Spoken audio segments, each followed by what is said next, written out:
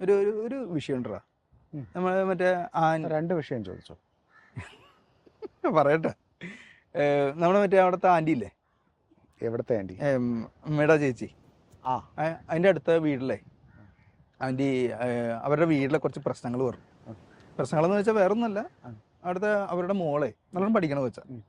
പക്ഷേ ഈ ഇടയായിട്ട് കുറച്ച് പഠിത്തത്തിൽ ഭയങ്കര മോശം, പിന്നെ ഭയങ്കര ഒരു ടെൻഷൻ പോലെ. വീട്ടിൽ വന്നിരുന്ന അങ്ങനെ പണ്ടത്തെ പോലെ സംസാരിക്കുകയൊന്നുമില്ല, പിന്നെ സംസാരിച്ച ഭയങ്കര ദേഷ്യം. അപ്പൊ അങ്ങനത്തെ ഒക്കെ പ്രശ്നങ്ങൾ. അപ്പൊ ഒരു ഇങ്ങനെ പറഞ്ഞു അവരുടെ അടുത്ത്, ഇനി കൊച്ചുങ്ങൾക്ക് നല്ലോണം പഠിക്കണം വെച്ചാ ഈ ക്ലാസ്സിൽ ഈ കോമ്പറ്റീഷൻ ഉണ്ടാവല്ലോ, പെൺപിള്ളേർക്ക് ആകുമ്പോൾ കുറച്ച് കൂടുതലായിട്ട് കുത്തിപ്പിടിച്ചിരുന്ന് പഠിക്കും.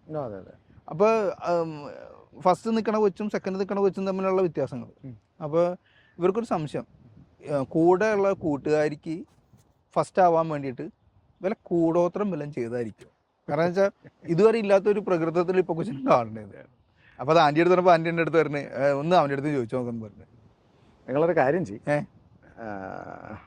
ആദ്യം ഓൺലൈനിൽ വന്നിട്ട് ഒരു ആപ്ലിക്കേഷൻ സബ്മിറ്റ് ചെയ്യുക. ഞങ്ങളുടെ ചോദ്യങ്ങളൊക്കെ ഉണ്ടാവും, അതൊന്ന് ഫില്ല് ചെയ്യുക. ക്ഷമ വേണം. അത് ഫില്ല് ചെയ്ത് കഴിഞ്ഞിട്ട് ഞങ്ങളൊരു അഡ്മിഷൻ ഫീ എന്ന് പറഞ്ഞിട്ടൊരു ഫീ ചാർജ് ചെയ്യും. ആ ഫീ നിങ്ങൾ പേ ചെയ്യുക. പേ ചെയ്ത് കഴിഞ്ഞിട്ട് ഞങ്ങളുടെ OTP വരുമ്പോൾ ഞങ്ങൾക്ക് അയക്കുക.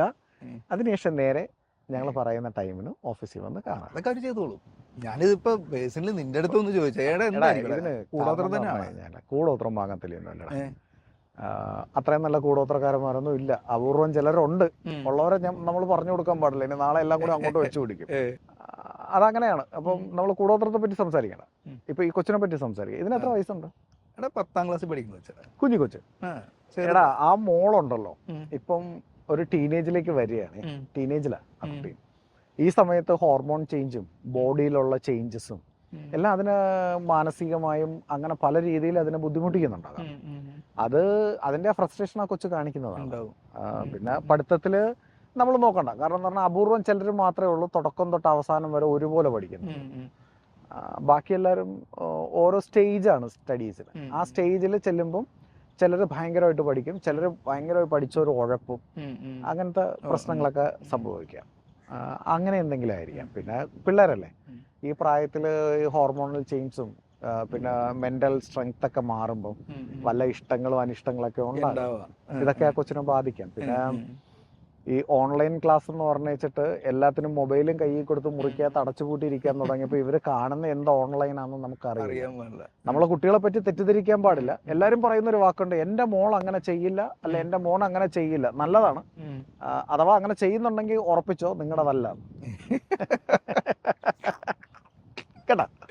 അപ്പം അങ്ങനെ പിള്ളേരുടെ കുത്സിത പ്രവൃത്തികളൊക്കെ ആയിരിക്കാം. രാത്രി ഓൺലൈനിലും ഓഫ്ലൈനിലൊക്കെ ഇരുന്നിച്ചിട്ട് ചെയ്യുന്ന കുത്സിത പ്രവൃത്തികളൊക്കെ ഉണ്ട്. അപ്പോൾ അങ്ങനെയൊക്കെ വരുമ്പോൾ പിള്ളേരിലെ ഈ ബുദ്ധിമുട്ടുകൾ, ചേഞ്ചസ് ഉണ്ടാകും. താമസിച്ചുറങ്ങുന്നതിൻ്റെ സ്ട്രെസ്സ്, പിന്നെ ചിലപ്പം പഠിപ്പിച്ചുകൊണ്ടിരിക്കുന്ന അന്തരീക്ഷമൊക്കെ മാറുമ്പോഴത്തേക്ക് കുട്ടികൾക്ക് ക്ലാസ്സുകളൊക്കെ ഷിഫ്റ്റ് ആകും. അങ്ങോട്ടും ഇങ്ങോട്ടും ചേഞ്ച് ആയാൽ ചിലപ്പോൾ പഠിക്കാൻ പറ്റില്ല, ബുദ്ധിമുട്ട് അനുഭവിക്കാം. അങ്ങനെയൊക്കെ വരുന്ന ചെറിയ പ്രശ്നങ്ങളാണ്. നമുക്ക് എല്ലാത്തിനും കൂടോത്രത്തെ പറയാം. നമ്മുടെ മറ്റേ ജെയിംസ് ഏട്ടൻ്റെ തുണിക്കട എങ്ങനെ പൊളിഞ്ഞത്? കൂടോത്രം ചെയ്തിട്ടെന്നല്ലേ പറഞ്ഞു. വെച്ചാൽ ജെയിംസ് ഏട്ടൻ നിർത്തിയപ്പോൾ കുഴപ്പമില്ല. മോൻ വന്നു കഴിഞ്ഞപ്പോൾ മോന് ഇഷ്ടമില്ലാത്ത ആൾക്കാർ അപ്പുറത്ത് പണിതു എന്നാ പറഞ്ഞു. അല്ലാതെ ഇവൻ മറ്റേ കടയിൽ വരുന്ന പെണ്ണുങ്ങളുടെ അളവെടുത്തിട്ടല്ല, ഒന്നും പറയിക്കരുത്. വരുന്ന എല്ലാ മിക്ക ചേച്ചിമാരെയും ഇവൻ. എന്നിട്ട് ഇത് ജെയിംസ് ഏട്ടൻ്റെ അടുത്ത് പറഞ്ഞപ്പോൾ ജെയിംസ് ഏട്ടൻ പറഞ്ഞ എന്താണെന്നറിയോ? എൻ്റെ മോൻ അങ്ങനെ ചെയ്യൂല, എൻ്റെ മോൻ അങ്ങനെ ചെയ്യൂല. അപ്പം ഞാൻ ജെയിംസ് ഏട്ടൻ്റെ ഭാര്യയായിട്ടും ചേച്ചിയായിട്ടും ഞാൻ സംസാരിച്ചിരുന്നപ്പോൾ പറഞ്ഞു, ചേച്ചി പുള്ളി പറയണ പുള്ളിയുടെ മോൻ അങ്ങനെ ചെയ്യൂല, പക്ഷെ പുള്ളിയുടെ മോൻ ചെയ്യുന്ന എൻ്റെ വീഡിയോ പ്രൂഫുണ്ട്. അപ്പൊ ഇനി ചേച്ചി വേണം ഉത്തരം പറയാൻ. നല്ല കൊട്ട കൊടുത്തത്. പിന്നെ എനിക്ക് ഈ മറച്ചു വെക്കുന്ന പരിപാടിയില്ല, തുറന്നടിക്കുക എന്റെ സ്വഭാവം. പക്ഷെ ചിലപ്പോ കൂടോത്രം തന്നെ ചെയ്തിട്ടുണ്ടെങ്കിലോ. കൂടോത്രം എന്ന് പറഞ്ഞ സാധനത്തിനൊരു പ്രത്യേകതയുണ്ട്. നിങ്ങളെ ഭയപ്പെടുത്തിയാൽ മാത്രമേ അതിന് ഫലിക്കാൻ പറ്റുള്ളൂ. ഒരു കാര്യം സംഭവിക്കുക, ചിലപ്പോൾ നമ്മൾ രാവിലെ എഴുന്നേറ്റ് മുറ്റത്ത് വരാൻ നേരം മുറ്റത്ത് ചെമ്പരത്തി പൂ കിടക്കുന്നതാണ്. നമ്മൾ പേടിക്കും, കാരണം നമ്മുടെ വീട്ടിൽ ചെമ്പരത്തി പൂവില്ല. ഇതുള്ളത് മറ്റേ അപ്പുറത്തെ രവിചേട്ടന്റെ വീട്ടിലാണ്. കഴിഞ്ഞ ദിവസം അയാൾ പറഞ്ഞത് നിന്നെ ഞാൻ കാണിച്ചു തരാടാന്ന് പറഞ്ഞിട്ട് വെള്ളം അടിച്ച് പിരിഞ്ഞതാ. അപ്പൊ നമ്മൾ ചിന്തിക്കും രവി എനിക്കിട്ട് പണിതു. ഒന്നുമില്ല, രവി ആ കിക്കിന്റെ പുറത്ത് പറഞ്ഞതാ. നമ്മളാണ് മറ്റേ മനസ്സിൽ വെച്ചോണ്ട് കിടക്കുന്നത്. അയാൾ അതൊക്കെ മറന്നു. നിങ്ങളുടെ ഭാര്യ അവിടെ പോയിട്ടായിരിക്കും മറ്റേ തലേദിവസം മറ്റേ താളി തേക്കാനായിട്ട് ഇത് പറിച്ചിരുന്നത്. അങ്ങനെ മുറ്റത്ത് വീണ സാധനത്തെയാണ് നിങ്ങൾ കൂടോത്രം എന്ന് പറഞ്ഞത്. അതിന്റെ പേരിൽ രവിയും നിങ്ങളും തമ്മിൽ പിണങ്ങും, നിങ്ങൾ ഭയക്കും. നിങ്ങൾ അതിനുശേഷം എന്ത് ചെയ്യുന്ന, കടയിൽ ചെന്നിരിക്കുമ്പോഴും നിങ്ങളുടെ ടെൻഷൻ മൊത്തം ഇതായിരിക്കും. ദൈവമേ എന്റെ കച്ചവടത്തിനിട്ടാണോ പണി തന്നേക്കുന്നത്. അന്നത്തെ ദിവസം എന്തോ ആൾക്കാർ കുറവായിരുന്നു, നിങ്ങൾ ടെൻഷൻ അടിക്കും. ഇതാണ് കാര്യം. നിങ്ങൾ പിറ്റേ ദിവസം പള്ളിയിൽ ചെല്ലുന്നു, പള്ളിയിൽ ചെന്ന് അച്ഛനോട് പറയുന്നു, കൈക്കാരോട് പറയുന്നു, പിന്നെ നിങ്ങൾ പ്രാർത്ഥനാ ഗ്രൂപ്പിൽ പറയുന്നു, നാട്ടുകാർ മൊത്തം അറിയുന്നു നിങ്ങളുടെ കടക്കെതിരെ ആരോ കൂടോത്രം ചെയ്തു. അങ്ങനെ വരുമ്പോ എന്ത് ചെയ്യുന്നു, നിങ്ങൾ നശിക്കാൻ പോവാന്ന് നാട്ടുകാരങ്ങ് ഉറപ്പിച്ചു. അവിടെ ഞാൻ വന്നിച്ചിട്ട് ഞാൻ എന്തെങ്കിലും കാര്യം വാങ്ങും? ഇല്ല. എടോ, ബ്ലൂ ഫിലിമിന്റെ പോസ്റ്റർ ഒട്ടിക്കാനായിട്ട് ആരും ടൈറ്റാനിക് പോയി ഒട്ടിക്കൂല. കാരണം സംഭവം മുങ്ങുന്ന കപ്പലാ. അതിന് പോസ്റ്റർ ഒട്ടിക്കേണ്ട കാര്യമില്ല. അഥവാ വന്നാൽ പോലും ആരും പോയി ആ സാഹസം കാണിക്കില്ല. അപ്പൊ നിന്റെ ഈ ബിസിനസ് പൊളിയാൻ കിടക്കണതാ. അവിടെ ആരും വരില്ല പിന്നെ പേടിച്ചിട്ട്. നീ പൂർണ്ണമായി തകരും. ഇവരുടെ അടുത്ത് പറയും. ഞാൻ എന്തായാലും അവരടുത്ത് പറഞ്ഞാൽ മതി.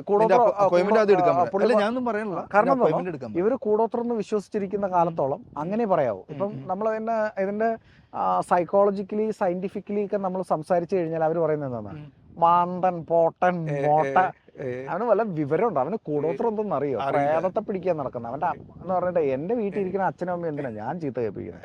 നിങ്ങൾ കൊണ്ടുവന്നാൽ മതി, ബാക്കി നമുക്ക് കൗൺസിലിങ്ങിലൂടെയും കാര്യങ്ങൾ സംസാരിക്കും. ഇനി വേറൊരു കാര്യം, കൂടോത്രം ഉണ്ടോന്ന് ചോദിച്ചില്ലേ, നല്ല പണി അറിയാവുന്ന ആളുണ്ട്, ഒരാളെ എനിക്ക് നല്ല പോലെ അറിയുകയും ചെയ്യും. തന്നാലുണ്ടല്ലോ അയാൾ പറയുന്ന ദിവസം ഇരിപ്പ. അങ്ങനത്തെ ആൾക്കാരുണ്ടല്ലേ? ആൾക്കാരുണ്ട്. മന്ത്രവാദം എന്ന് പറയുന്ന സാധനമുണ്ട്. ഈ മന്ത്രവാദം തന്നെയാണ് നമ്മൾ കൗൺസിലിംഗിൽ ഉപയോഗിക്കുന്നത്. ഒരു കാര്യം പറഞ്ഞു നിങ്ങളുടെ മൈൻഡിലേക്ക് അത് ഫീഡ് ചെയ്ത് തരുന്നു. മനസ്സിലായോ? അതിനെയാണ് മന്ത്രവാദം എന്ന് പറയുന്നത്. അത് ചില പ്രത്യേക ഛന്തസ്സുകളിൽ പറയുമ്പം നമ്മുടെ ശരീരത്തിൽ പലതരം ബാലൻസ് ഉണ്ടാവും. അപ്പൊ നിങ്ങൾ ചോദിക്കും അതെങ്ങനെയാ സംഭവിക്കുന്നതെന്ന് ചോദിക്കും. എടാ, ഡാൻസ് അറിയാത്തവനും മൈക്കിൾ ജാക്സന്റെ പാട്ട് കേട്ട ഡാൻസ് കളിക്കും. നമ്മുടെ കേണലില്ലേ, വീട്ടിൽ ചെല്ലാൻ നേരം ഞാൻ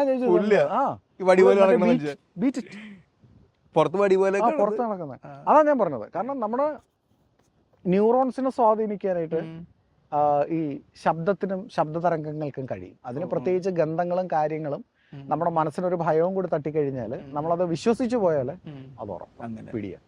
അപ്പൊ അത് നിങ്ങളെ വന്ന് പറഞ്ഞ് സംസാരിക്കാതെ തന്നെ നിങ്ങളെ വിശ്വസിപ്പിക്കാൻ കഴിവുള്ള ആൾക്കാരുണ്ട്. അപ്പോൾ എന്തായാലും കിട്ടാനുള്ളത് കിട്ടും.